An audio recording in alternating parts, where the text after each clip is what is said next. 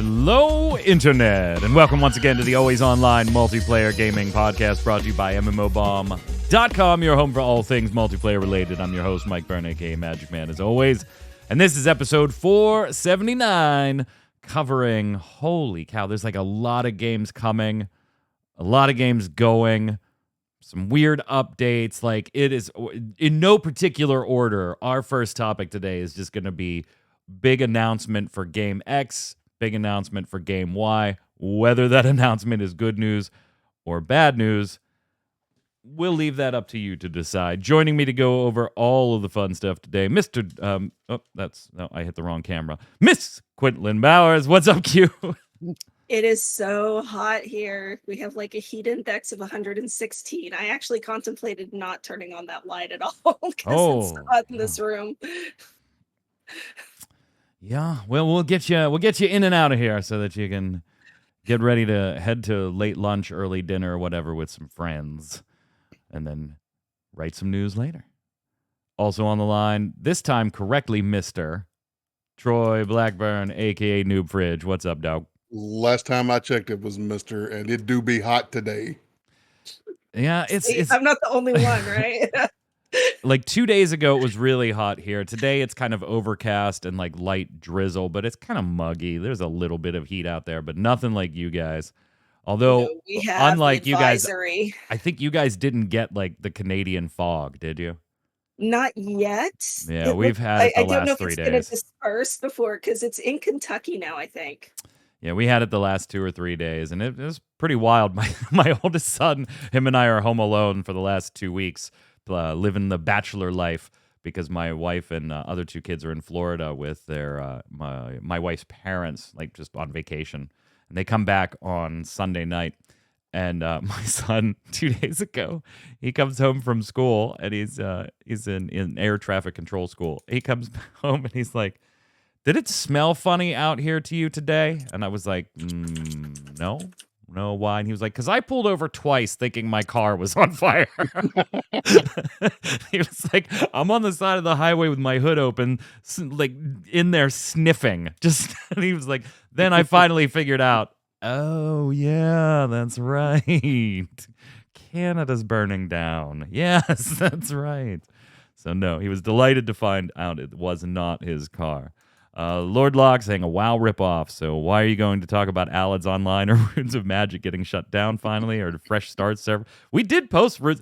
I said that to Troy this week, some Runes of Magic news, and I was like, hey, here, have some fun with this, man. Like, this never happens anymore.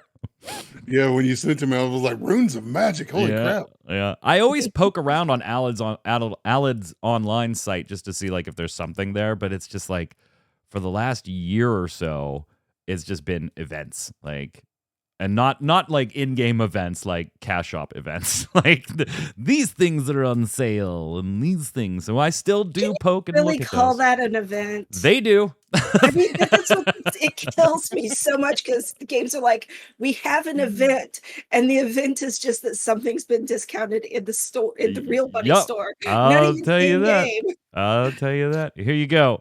The Magic Lamp Returns is the most recent thing from 625. I almost assigned this because there was like actually a little in-game thing going on, but it was really small. And the larger portion of it was a bonus on premium crystals when you bought premium crystals. The next two posts, sale, Radiant Strongbox of the Counselor, sale, Radiant Strongbox of the Mentor. Collector's editions now available for crystals. Yeah, that's Alad's Online lately. Anyway, Kasasha, you made it. Yeah, you did. You made it live. Thank you. Of course, we're doing the show live, twitch.tv/MMOBomb, 1 p.m. Eastern Fridays. If you're watching on YouTube or any audio podcast platforms, we appreciate it. Give it a thumbs up, a subscribe, turn on notifications, all that fun stuff. On that note, we're going to slide over chat and get started with the news.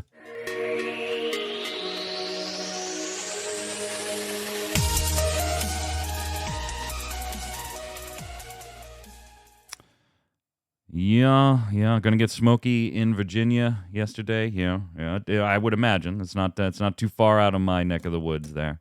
You always laugh at Europeans talking about it's hot when it's just 72. Yeah, but they use Celsius, so 72 is like the heat of the sun at that point. Like, that's Celsius. That's Celsius. Anyway, yeah. So the next bit of stuff we're going to talk about is in no particular order. It's just bigger updates, expansion announcements, closing announcements, all kinds of stuff like that. In no particular order. It was whatever order I happened to grab them and lump them in here, and we're going to talk about all of them.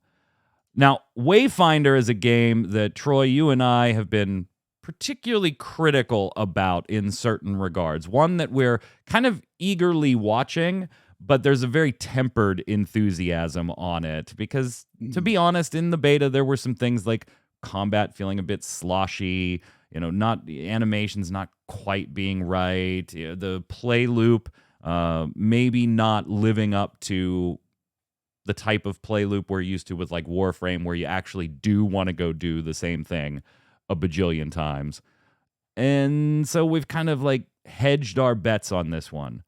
Well, whether this pans out and is an ultimate good or not, I think if you had some of the concerns we've expressed on this show with Wayfinder, you might be pleasantly surprised with their post-beta update, huh?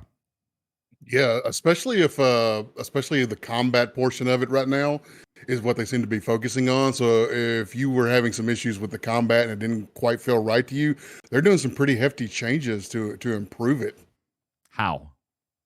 Well, they're going to go ahead and the total forward movement that you always have when you're attacking in melee, they're getting rid of that if you're within hit range of an enemy. Thank God. So you won't be walking past enemies as you're swinging your sword at them and have to turn around, because Lord knows, get stuck in an attack animation, you can't turn around until the attack animation is done. Well, they're working on that as well, as far as be able to block, parry, and dodge. They're opening up more windows during combat for blocking and dodging, which was a big concern of mine, because you could get stuck in a super long attack animation and just eat damage that's not like sort of pre-given to you. It's not like subscribed to you or shown to you. What's the word I'm looking for here? Ascribed? Oh my God. Prescribed. Ascribed. Ascribed. There you go. Beforehand. So attributed. Struggling here. Attributed. Whatever. Allocated. Yeah. But anyway, you can get stuck in a long animation and take a lot of damage because you can't block or dodge, and they're addressing that as well, opening up windows for that. So they're doing a lot of big stuff towards improving at least the combat side of the game, which is, for me, I couldn't get past it long enough to really get deep into the gameplay loop. So gameplay loop was second for me. Combat was definitely first on my list. Yeah, definitely. And I always had concerns about the gameplay loop being compelling enough, too. You got to have in a dungeon delving instance-based game like this, whether it's in space or in a fantasy world like Wayfinder is, it's got to have a compelling gameplay loop. Like, I've got to care about that next upgrade enough to want to go and get it, even though to go get it, I'm going to run a dungeon that's 60% very similar to what I've just done for the last hour and a half. Games like Warframe and Destiny 2 and those types of looter-type games have proven it can be done in a compelling enough way to make people want to engage in the same activity ad nauseum. But in the betas, albeit limited access, it didn't seem like Wayfinder had exactly that yet. They're also making adjustments to targeting, which is fantastic, allowing you to stick to your targets a little better as far as who you're actually freaking looking at and trying to attack. Here's the question I have for you, Q, as somebody who is kind of just sideline on this particular title. Will these changes, these don't sound like, oh, we're going to make a quick change to some stuff in the background. These sound like pretty substantive core combat design changes. This game is coming soon.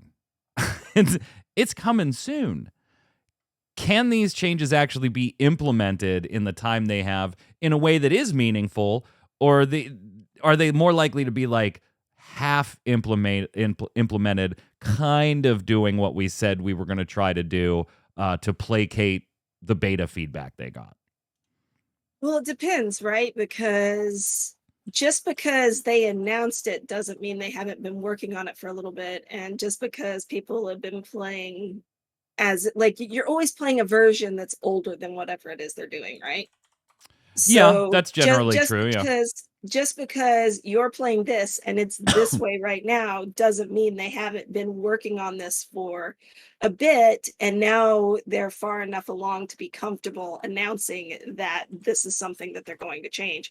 Which, if you're smart, is the way you do it. You don't go making these promises before you know for sure that you're able to implement it in the way that you want to.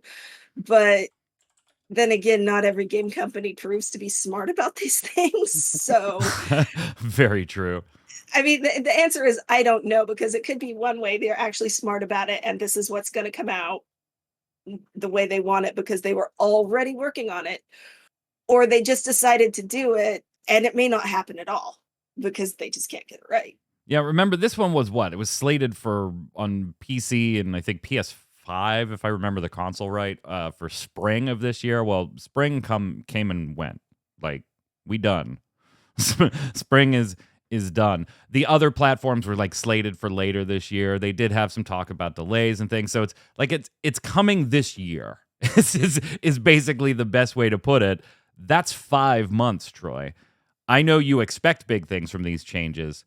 Can they deliver in that time frame? Can they deliver what they're promising? I think so. Can they do it without making the animations and stuff look janky? That's my big question. Is how jankified are the animations and stuff going to look if they're not able to do it properly? I like Troy now, just totally giving up on the thesaurus cue, and he's just making up words. It can. I mean, that's how Shakespeare did it. The animations will be jankified. They'll be jankified. That's totally how Shakespeare did it, so it's valid. Totally valid. Totally valid.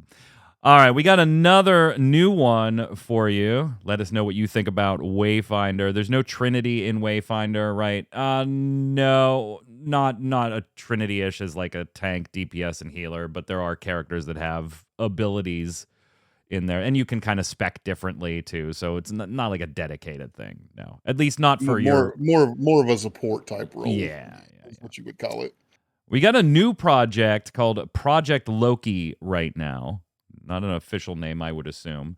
Being billed as League of Legends meets Apex meets Smash Brothers. This is coming from a team comprised of Blizzard and Riot and Bungie ex-devs. It's a team-based competitive PvP game.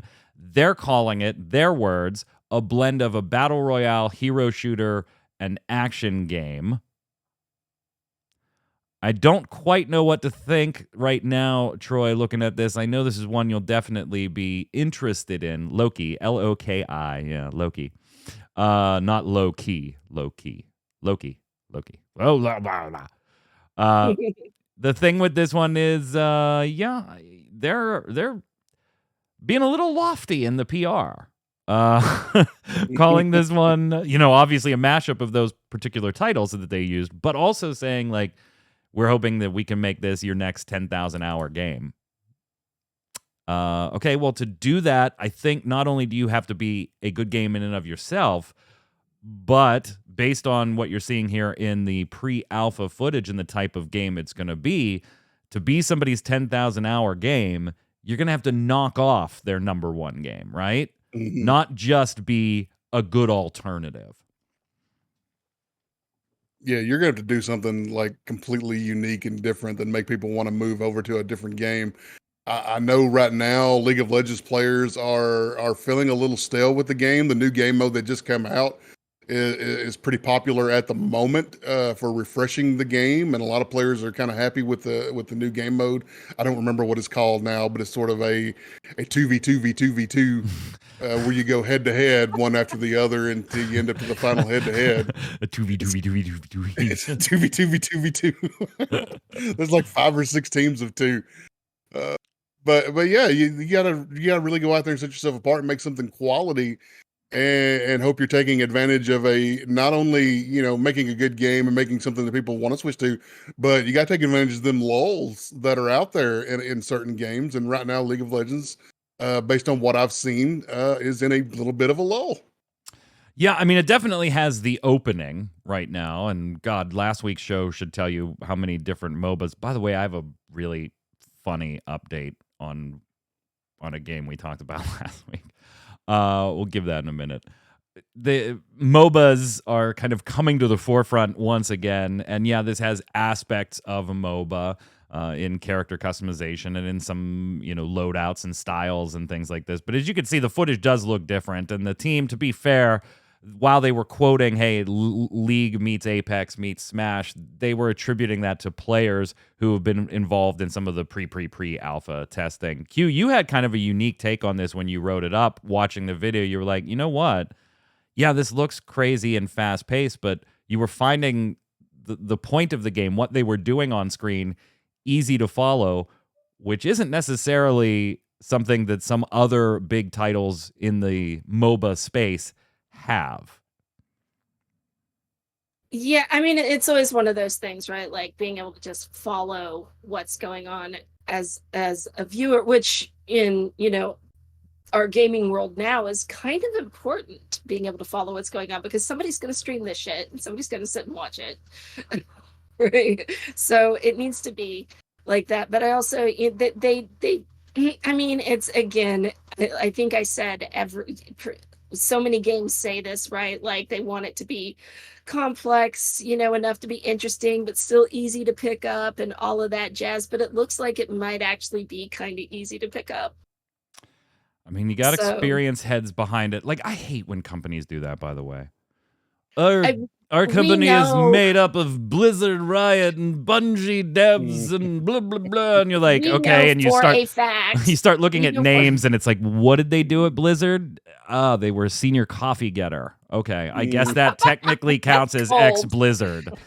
Well, even beyond that, I mean, not this team, by the way. The not this team, to be clear. These are some more experienced crews. I was generically talking about when companies do that. Sorry, go ahead, Q. But we know for a fact, based on history, that if a game developer, an experienced game developer, one who's really known for doing big things, comes along and is like, I'm doing a thing, that doesn't mean shit. Mm-hmm. Because the thing that they do, like, ends up being nothing like what they promised or anything else. It's just there. Granted, a lot of that is a single dev, right? That one dev. Yeah. And maybe this will balance each other out. I mean, obviously, Halo fans and League of Legends fans probably recognize the host there, Joe Tong. So, in our B-roll footage. So, like I said, this particular case, it seems like there are some experienced names behind the project, but generally speaking, I hate seeing that. Ex-Bungie devs. Okay. Cool. Awesome. The rumblings are true, Troy. I mean, we knew they were true.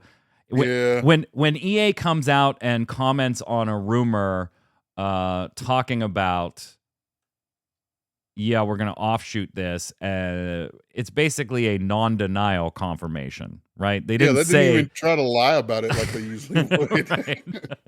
They'd lie, and then 2 days later, you'd find out it was true. Yeah.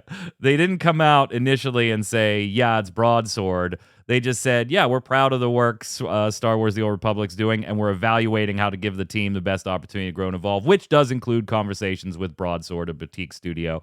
So they said, hey, we're talking, but we're not ready to confirm anything yet. Well, this week it is finally confirmed. We have posts from the BioWare team. SWTOR's executive producer Keith Canning, BioWare's general manager Gary McKay. The Star Wars The Old Republic is, in fact, moving to Broadsword. McKay's post calling it a boutique studio with expertise in managing online games, and also states that most of the current SWTOR team will still be invited to accompany the game in its moves. Among them is executive producer Keith Canning. That said, not everybody will be transferring over, so there will be some layoffs involved. And Canning also talking about, hey, everything we've promised content-wise, we are still planning to deliver, and we're excited about, where we can go from here. Does Canning's comments assuage the concerns we expressed on this show for you, Troy, of Broadsword does maintenance mode? No, it doesn't assuage those concerns at all. I think best case scenario here is SWTOR continues kind of the way it does today with small little content drops every so often, and they call them big updates, but they're 10, 15 minutes worth of gameplay. I think worst case scenario is we go into events that are already in the game. I mean, like it or not, that is what Broadsword's MO is with Dark Ages Camelot and Ultima Online. If you go to those sites, not saying the Broadsword team and these BioWare, a lot of the team is coming with them, right? If you're just gonna maintenance mode it, then wouldn't you just give it to Broadsword in whole and not send staff with it? Like, I mean, you would maybe send so. a couple people as far as like being able to support the product if there's issues because they've worked on it. But do you send the executive producer over to another company if your plan is to maintenance mode it? I don't know. What if the plan, and this is coming from having dealt with Secret World, what if the plan is to do a certain amount of content before maintenance moding it? And therefore you do need the devs to do the finishing the stuff you already kind of got going. Pre-maintenance mode, right? Whatever additional story it is they want to knock out and stuff, right? Because when they did all the changes to Secret World, like they were like, oh, and here's this whole new batch of content for you, and we're sitting here thinking, oh, they're gonna keep doing content, and then that was it. So maybe that's what's happening. Yeah, I mean, the way Koenig said it was, we're excited about the future of SWTOR, and once we get our feet firmly planted at Broadsword, we look forward to sharing plans for game direction and improvements. Until then, rest assured that all current plans are still in motion. So, Q, to your point, finishing up the stuff that they were on, and then potentially, I really want to be wrong on this one, gang, by the way. And I think, Troy, you do too. I want to be pleasantly surprised by maybe this takes some shackles off, or, yeah, it's probably going to mean longer spaces between content because of a smaller team, but now they can do a little more stuff that they want to do because they're under different management. I mean, EA is still the publisher at the end of the day. These cats just don't work for BioWare and, by proxy, EA anymore. They work for Broadsword. And EA is their publisher. But I just can't, until Broadsword shows me something otherwise, I have to look at their body of work. And their body of work is, we hold MMOs that have a decent enough size player base to make some revenue, and we keep the yearly events going. And there's nothing wrong with that, but that's what they do, and that's where SWTOR is going right now. Whether that's going to hold true for this game, we'll see. I hope not, but I think it will. Yeah, even in small chunks, the stories that we're getting aren't bad. There's nothing wrong with the stories we're getting. We're just getting such small content drops at a time is the biggest problem with it right now. So I would love to see it continue and keep telling stories, because they're still telling decent stories. Speaking of, is it maintenance mode or is it not maintenance mode, Q? What's going on with your hi-rez team? They're doing some restructuring or something here. Yeah, they are, and I'm not terribly surprised by it. They've done this before. And it feels almost like hi-rez is just kind of like they're still doing the games, but they're collapsing some of the studios into other ones, right? Because they did that whole thing where they broke out and had the umbrella studios and everything. So Titan Forge will be taking over everything that's Smite or Smite related. So Divine Knockout and that kind of stuff. And they've got another game, I guess, on the way as well. And then First Watch and will be rolled into Evil Mojo, which is the Paladin stuff, right? So Rogue Company will be with them. They haven't really said what, it sounds like the games that aren't the ones that were already at those individual studios, it sounds like they're probably going into maintenance mode. But they're also doing this thing where you remember Skillshot, right? Oh yeah. And what was their the art studio, the one that was just dedicated to art and helping do art for the studios in and around the area that weren't just hi-rez. So they've got another one of these companies, and once again, like how Todd broke off with Skillshot, Stu is taking over or is becoming the CEO of Rally Here Interactive, who will handle a bunch of stuff for. I mean, they handle stuff for, again, all the game companies in the area, basically, and of course the hi-rez teams as well. And that he will, instead of being CEO at hi-rez, which is now hi-rez Ventures, by the way, instead of hi-rez Studios or because they're like pulling back into totally just a publisher role. Yeah, the hi-rez is just a publisher. Erez is going to be CEO of it, and Stu is going to be a Rally Here CEO and president of hi-rez. So, like I said, I'm not surprised by this, because it seems like they've been working on just kind of moving in this direction of being kind of support stuff for gaming related things for a good long while. But they're still making some games. Yeah. And on the maintenance mode side of things, like you said, DKO, Divine Knockout, which is that's like not even officially released yet, is it? Right? Like, isn't that in testing still? I don't remember. I don't think so. Pretty sure that's still in. I mean, like, a lot testing of hi-rez games don't leave testing for a really long time, right? Yeah, a really long time. So, and I mean, you can buy it. Oh my god. Okay, audio on your site is a terrible thing. Don't do that to me. Yeah, DKO, Realm Royale, and Rogue Company. They say that they will continue to operate, and the new teams will be responsible for maintenance. Now, that's a weird sentence, Troy. Doesn't necessarily mean that continue to operate and be responsible for maintenance. They're going to maintenance mode. I mean, like I said, DKO is on the newer end of things, and you can buy into that. But, using the word maintenance in that context, continue to operate and maintenance, doesn't really inspire a lot of development hope, does it? Well, that's the thing. They would have used the word development. You would think, right? Right? I don't know. We'll see. The cycle is shutting down from Jaeger. Well, now the cycle frontier. Yeah. Goodbye, the cycle. That one's sad for me. Jason and I like the initial cycle more than we liked the cycle frontier.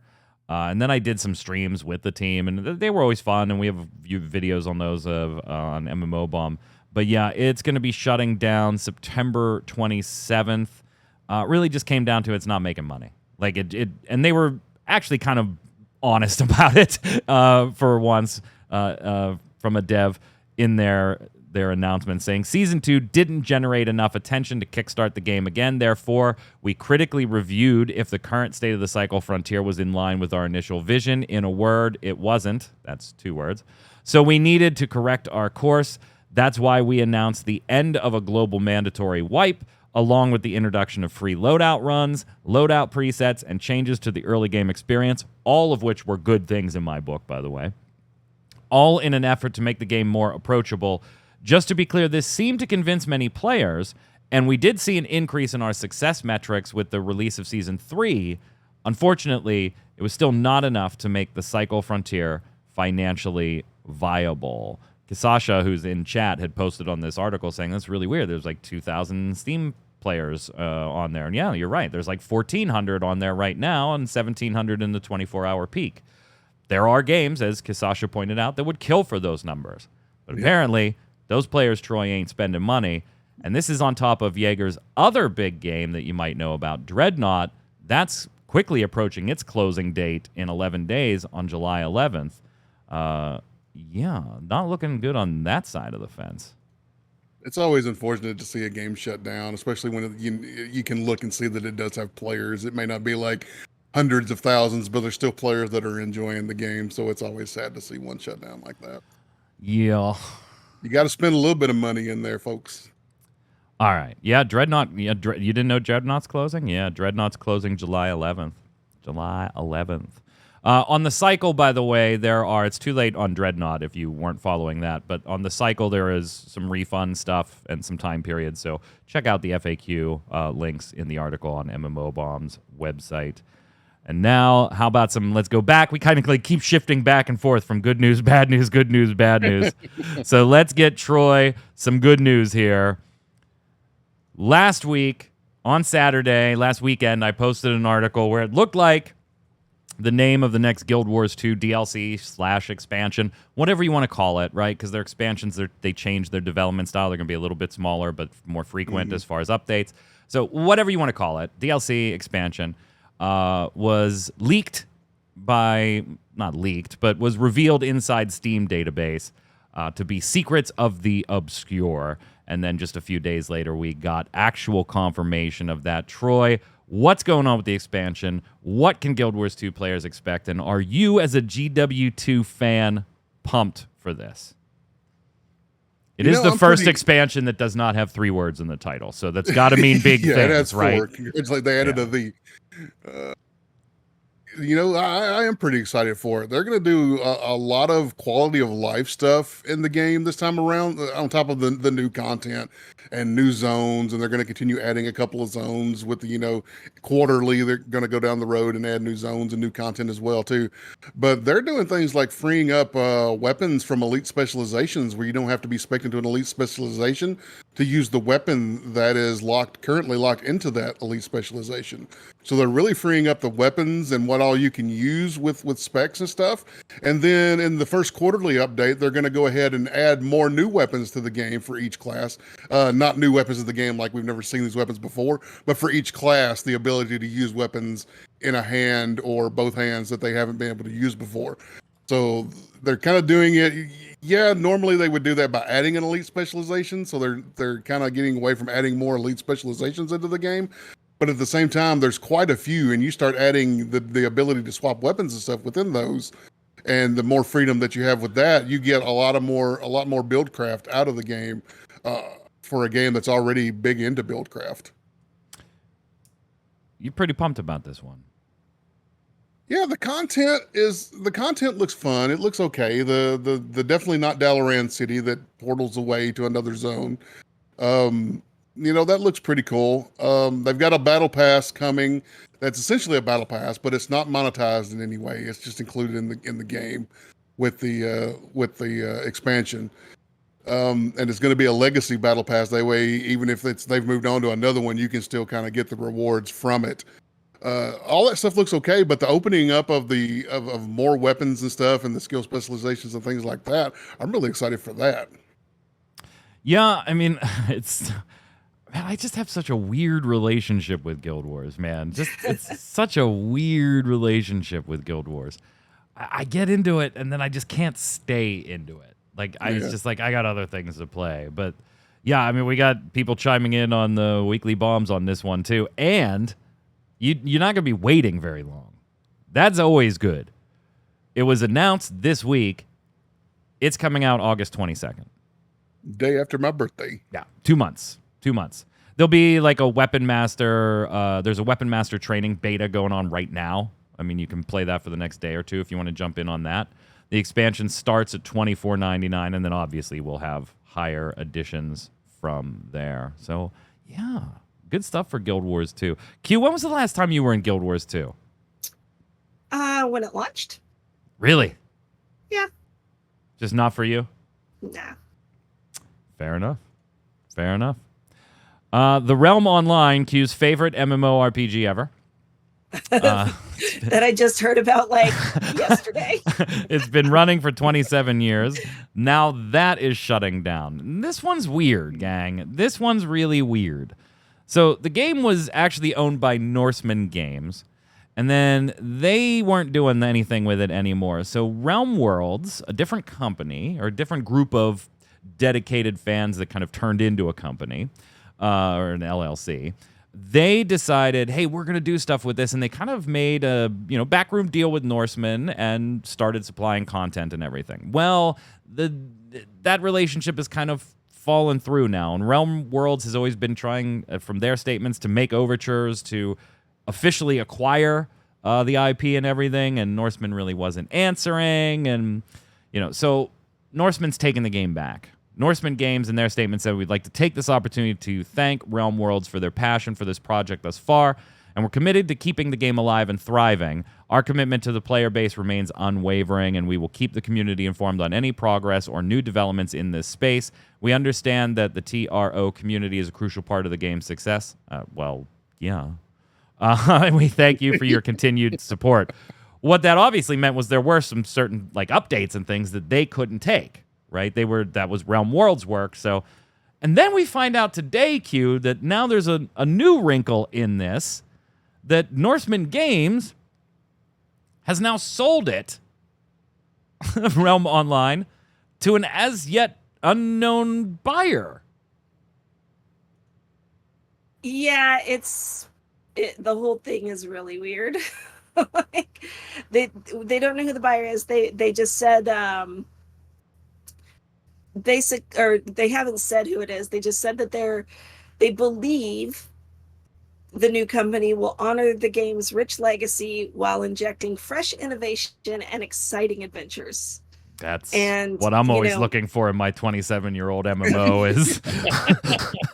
And went on to say that the whole thing's going to take some time. So fresh innovation in my 20s. I mean, you kind of wonder, looking at the images of this particular game, what they're going to consider fresh innovation for a game that looks like that. Like, just looking at the featured image right in the post, in Matthew's post, it's one of those things where if you look at it hard enough, it looks like the background is shifting. Yeah. Chirac, I kind of thought the same thing, right? Like, this sounds like NFT City coming. Like, we sold this old-ass MMO that still has somewhat of a player base to an unknown company, Troy. Like, we don't know, obviously. This is pure speculation, but it's like one of the first things I thought was exactly what Chirac in chat just said. It was like, NFTs. Somebody's picking this up to NFT, the damn thing. That's a shame. Can it just be a fan who wants to keep the game alive, Mike? Why's it gotta be NFTs? Well, if it was that, they would have just sold it to Realms Online, right? Or Realms World. They were already doing that. And they were making overtures to try to acquire the IP. Like, you already had an interested buyer that clearly had the capability to work on the project. Okay, so if you had you had the one interested buyer. What if these overtures that they were being made was being made at the same time overtures from whatever this other company is that may or may not be doing NFT stuff from Noob Fridge Coin, and they just like, just straight up outbid them, right? Yeah. Like, offered them way, like, because you're right. If it were just a case of they just wanted to offload the game. You had an outlet. The game being 27 years old, you've already, like, getting any money for it. Yeah, you had a perfectly viable outlet if you just wanted out. Yeah. Do 50-year-old players even understand what an NFT is? Yeah, I mean, like, if you've been in this one since day one, let's just assume, let's just give you, like, the benefit of the doubt and say you started playing when you were 15. 15. Okay, we're now talking 42 at that point. Holy shit, that's me. Yeah. That's me. I didn't start playing MMOs, though, until Final Fantasy 11, so I was like 20. Yeah. So, yeah, Realm Online wasn't something I heard of until I started covering MMOs, and even then it was just peripherally aware of it.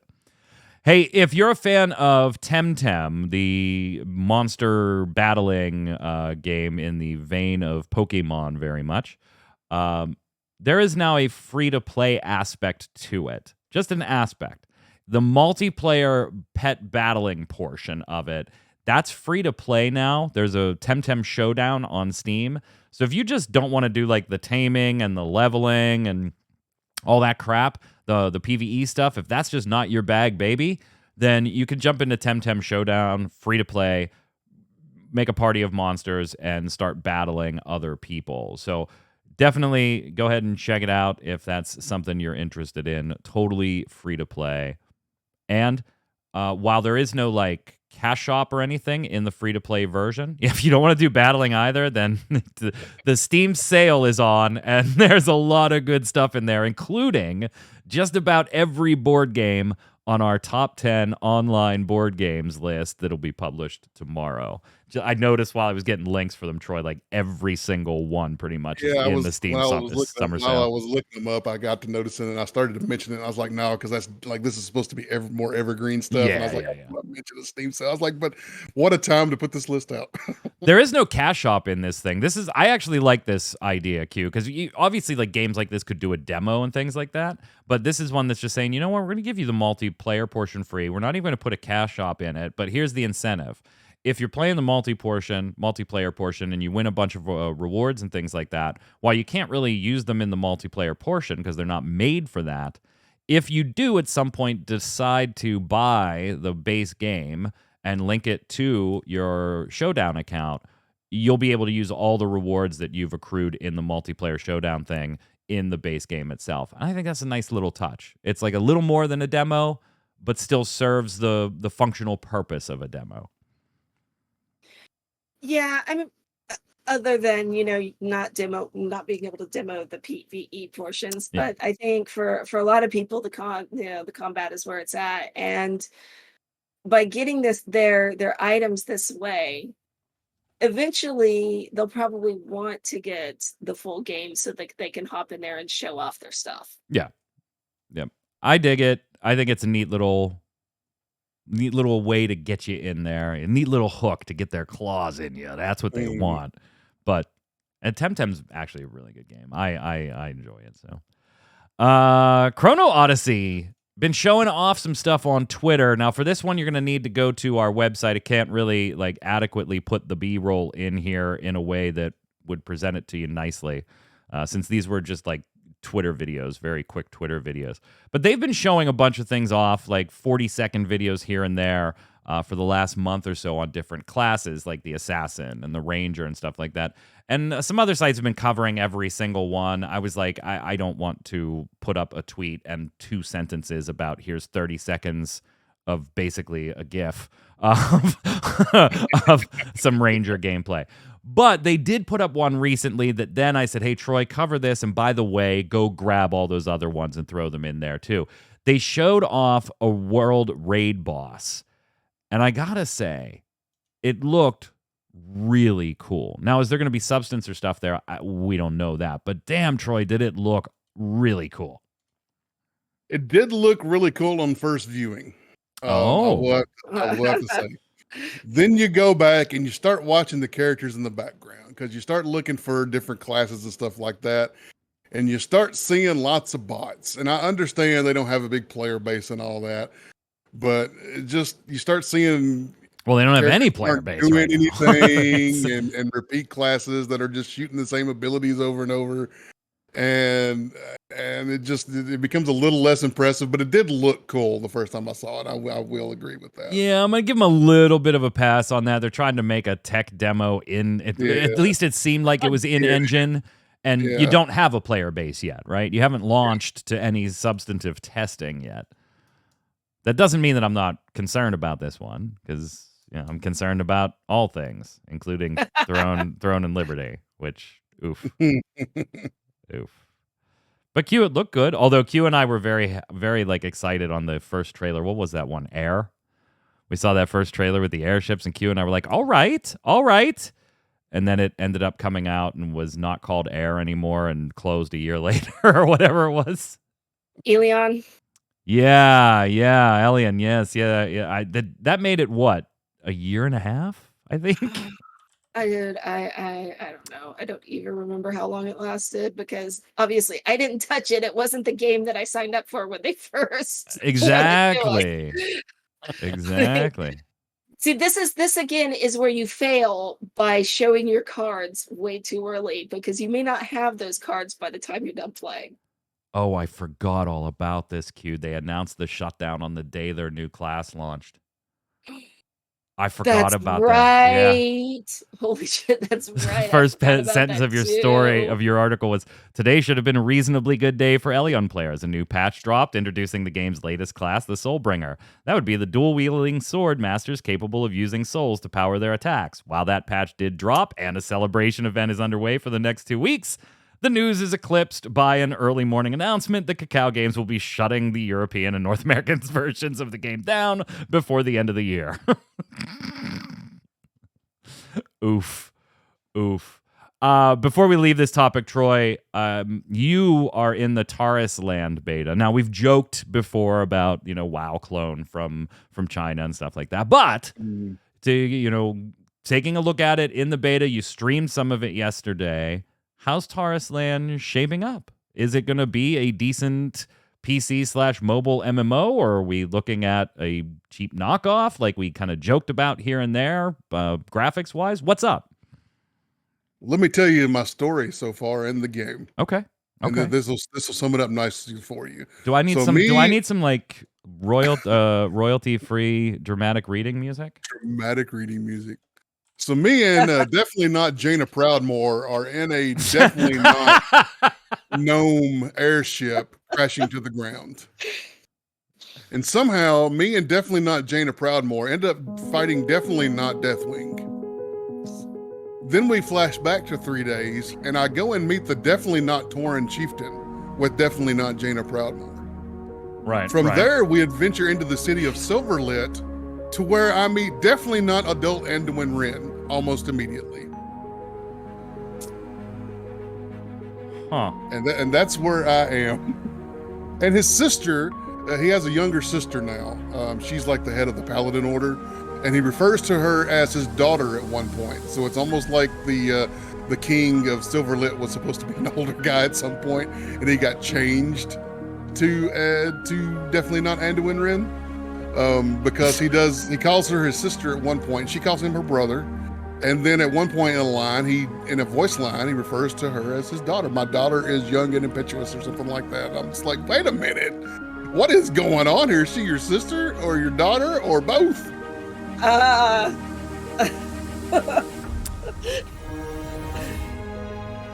I got the dramatic music playing for you. I know you can't hear it through Discord because it would cause the little loop there, but trust me, watch the playback on this one. So yeah, definitely inspired by heavily World of Warcraft. It's got so many similarities. It's not even funny. The definitely not Jaina Proudmoore. The definitely not Jaina. Her name is Jaya. Yeah, it's Jaya. I saw that when I was like, wait a minute, is her name legitimately Jaya? Okay, like joking aside though, how does it play? Like you can be a good clone. You might get mocked for being a clone, but you can be a good clone. Is it? It's definitely obviously with the limited skill set, it's definitely obviously a mobile port. Now it's not the worst mobile port I've ever played by any stretch of the imagination. I wouldn't call it good, but it's definitely passable. It's definitely passable. It's better than a lot of the stuff I've played that try to do the same thing. It does have a skill tree system, and it does expand beyond when you asked me about it in a stream. Yeah, because it looked pretty basic, but you were very low level at the time. Yeah, it did eventually unlock a larger skill tree where I can actually skill and spec into things. So, it does a decent job of mobile porting World of Warcraft. I don't think... Q, I'm going to get any emails from the Taurus Land folks asking to use that quote in their promotional materials. I wouldn't say it's good, but it's passable. That would be passable. I wouldn't say it's good, but it's passable. Yeah, I'm still going to give it a whirl. I couldn't get into the beta. The max registered users were already there, so... I couldn't personally play it. I'm still going to give it a whirl, though. Even if you got to try it. It's fun to see. For me, the most fun part was seeing the definitely not Taurens and the definitely not Jaina and the definitely not Deathwing. And the further I go into it, I want to see some more definitely nots. The Best type of distinct, legally distinct. Legally distinct.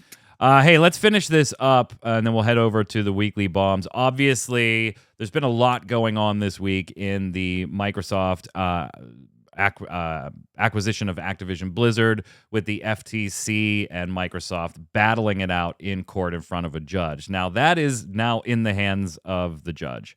Whether the injunction will be continued, and we're kind of closing in on that mid-July deadline, and what that'll mean for Microsoft and Activision Blizzard afterwards, we don't know. But we're awaiting a decision from the judge. We've seen Bobby Kotick take the stand. We've seen Jim Ryan and Phil Spencer and just a myriad of all the big dogs testifying, throwing shade at the Switch, trying to, because like the FTC doesn't want the Nintendo Switch to be part of this argument, right? They want it to be like, hey, that's really a last gen thing. It can't really be compared to what Sony and Microsoft are doing. And so Microsoft is like, no, they're very much a competitor of ours. But also more from Microsoft, and while not defending Nintendo all that much, has kind of been saying, no, look, Sony is the industry leader here. Like, we don't even want console exclusives. We don't want to do that. The only reason we do it is because Sony does it. So they kind of force us competitively to go ahead and do it. But there were lots and lots of interesting little nuggets, and some people were calling them bombshells, and I don't think there was anything in there that you couldn't guess if you just thought about running a multi-billion-dollar business. Yeah.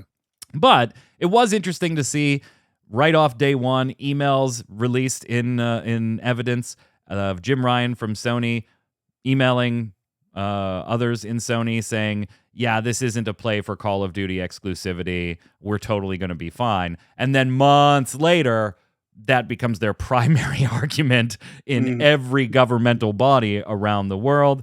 We've also seen some interesting stats and stuff that we shouldn't see. Particularly Sony had some stuff that was redacted, but it was redacted with a Sharpie. So when they were scanned in, the scanner actually revealed the writing behind the Sharpie. We also saw dollar amounts from Microsoft's Azure service, which I know a lot of people have been looking for years for data on that. It's just like an absolute shit show of back and forth stuff, including Bobby Kotick being on the stand. What's your take of everything so far, Q, as we await the judge's decision on this one?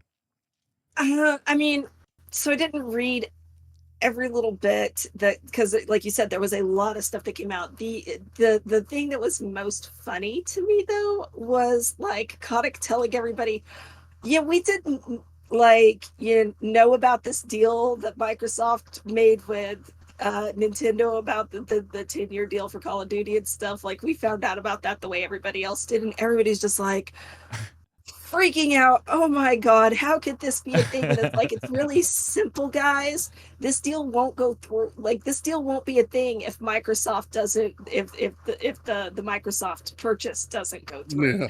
And if it does, at that point Microsoft owns it, so Activision Blizzard doesn't have a say anyway. Right. Like it's not.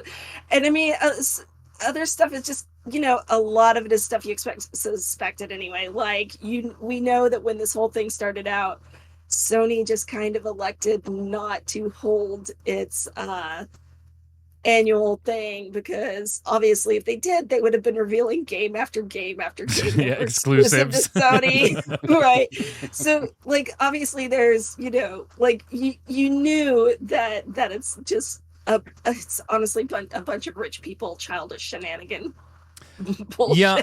Some of Bobby Kotick's testimony was interesting on like a numbers perspective too, saying that like there would be basically a revolt if we tried to make Call of Duty exclusive to one platform. Like, that just could not happen. It would absolutely murk us financially. Sony is the most successful consumer electronic company of all time. They have distribution in every country, every small town, and our PlayStation revenue in Call of Duty is 2 times that of the Xbox. So yeah, we would not do that. There would be a player revolt. We would alienate a bunch of people by doing that, and it wouldn't make sense. Then seeing Microsoft documents, Troy, that then point out that, like, hey, the Microsoft deal, the Activision deal for us basically needs to be profitable on day one. Like, because of how much we're paying, we can't even consider making Call of Duty an exclusive. And now that's come up a lot in court because that was one of Sony's primary arguments, of which Microsoft has been doing everything it could to offer deals to other companies, and the judge has been questioning, well, it looks like they're addressing your main concern. And, well, Your Honor, it's not our only concern. We're concerned about cloud gaming, and we're concerned about this, and then the effect on consumers. But we've also seen Game Pass data come out where Sony's saying, hey, you know what? Microsoft's Game Pass is absolutely a detriment. It's a financial detriment to the industry. It cannibalizes sales. And yeah, you would need to get exponential growth on it to achieve profitability. And then other small game devs seeing that, coming out and saying, I mean, maybe for your bigger titles, yeah, but for us, it's great. Like, we now have lifelong customers that are going to follow us on any platform because they like the game and they found it on Game Pass. It's just a plethora of information, including Microsoft looked at buying other companies. Imagine that, including Square Enix and Sega. By the way, Sega said, yeah, we like Microsoft, but we ain't for sale. Can't buy us. What's your take on the whole shebang this week? I think it just still continues to be the same old crap where Sony's the pot calling the kettle black here. They continue to cry about things that they do constantly and consistently and more than anybody else, and to the detriment of players more than anybody else. So I just hope this merger goes through, that Microsoft buys Activision Blizzard. I hope they split Blizzard off from Activision. I hope they get rid of Bobby Kotick, and the whole world ends in roses and flowers. So you think that you still think the deal goes through? I mean, obviously, Microsoft's appealing in the UK because the UK rejected it while the rest of the EU approved it. Canada did chime up this week over kind of the way they were presented in the FTC trial, saying, hey, everybody else has approved this, and Canada was like, no, we haven't. We expressed concerns back in May, and we're still kind of looking at things. Just, Your Honor, we want you to know that we're still looking. With the FTC in the United States, Canada still potentially looking, and an appeal pending on the UK's rejection, does the deal ultimately go through? I think it still does. I think it's a lot ado about nothing right now, or not nothing, but a lot ado about little things and making mountains out of molehills here, especially when you're one of the, in Sony's case, one of the lead instances of such occasions, of such practices. So I think ultimately it does go through. I think there's probably going to be some more.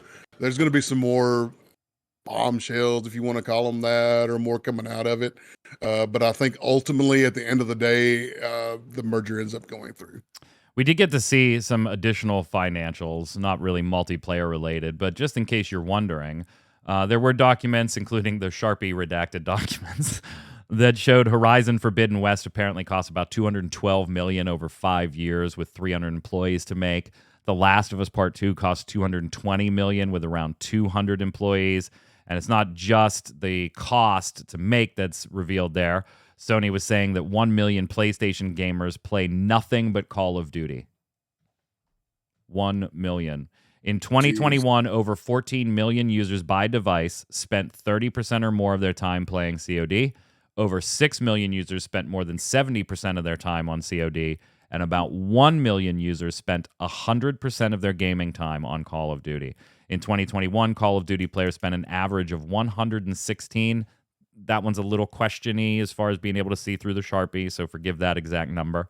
Hours per year playing Call of Duty. Call of Duty players spending more than 70% of their time on the COD franchise spent an average of 296 hours on it.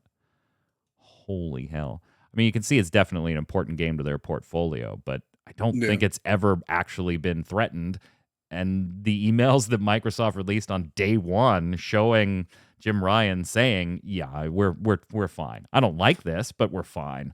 that this isn't a play to make Call of Duty exclusive, I think was kind of a, well, let's start off by showing a year ago you weren't concerned about this. Mm-hmm. Let's slide over and finish things up with the weekly bombs.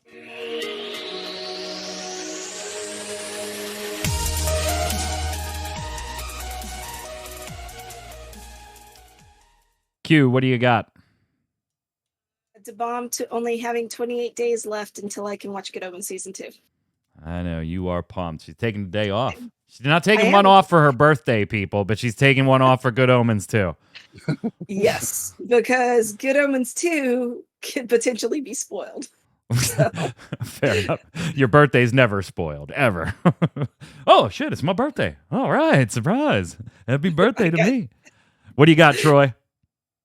Man, I got to give a dub bomb to a board game this week. It's a Kickstarter that came in this week, and I got it to the table with a friend of mine. The Witcher Old World. Man, it was absolutely fantastic. It was like adventuring in the world of The Witcher. We all took on the roles of Witchers, and we went around increasing our attributes and training and fighting monsters. And I got the deluxe edition, so I've got little miniatures for all the monsters and stuff. And it was a heck of a good time. And when my buddy walked away, he said, that's probably my new favorite game you own. And considering I own like 376 games, that's saying something. So we had a great time. So dub bomb to the Witcher Old World board game. Did you all have to like sit in tubs while you played with your feet out the foot of the tubs? Is Dude, that I the way? wanted to so bad. Just sit in the tub. No, and God, hanging no. out, playing the game. I'd show up for game night and be like, yeah, I'm sick. I got to go home.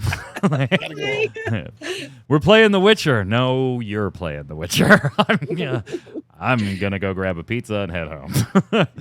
I'm going to give a dub bomb to Dungeons & Dragons Online players. Many years ago, you might remember, maybe you don't, that they did an Occupy Stormreach protest where they avoided the cash shop in DDO, and they all gathered in Stormreach over changes the development team was making that they felt they're not listening to the players.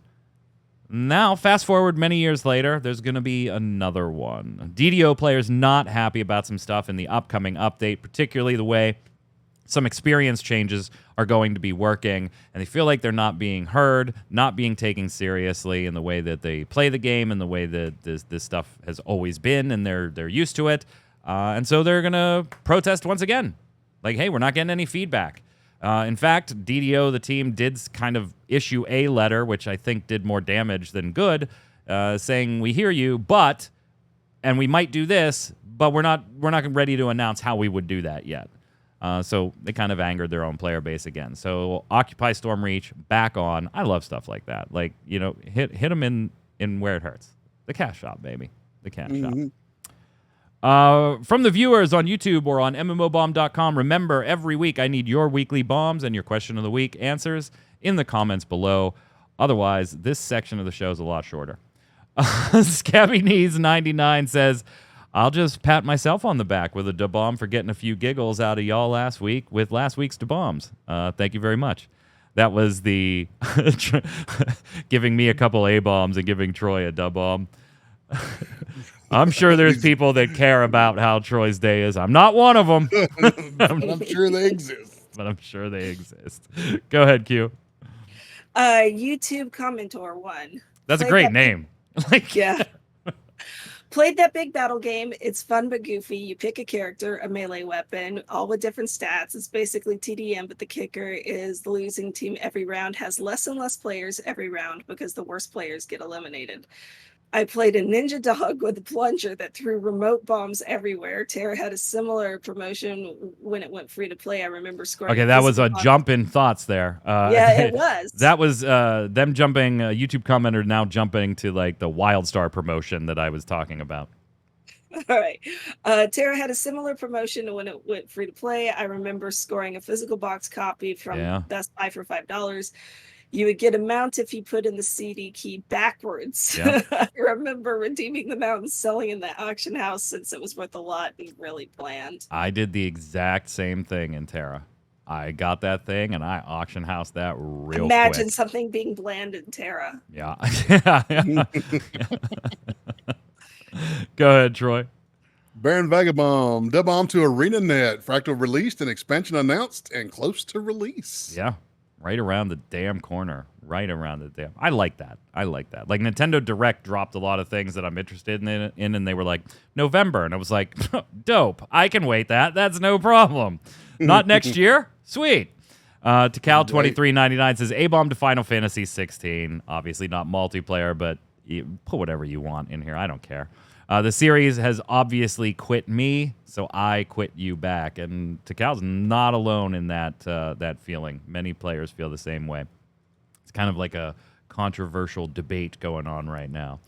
Question of the week last week. What is your best MMORPG launch or expansion launch memory? How'd you prep? How'd it go? Scabby Knees chiming in again here, said, question of the week.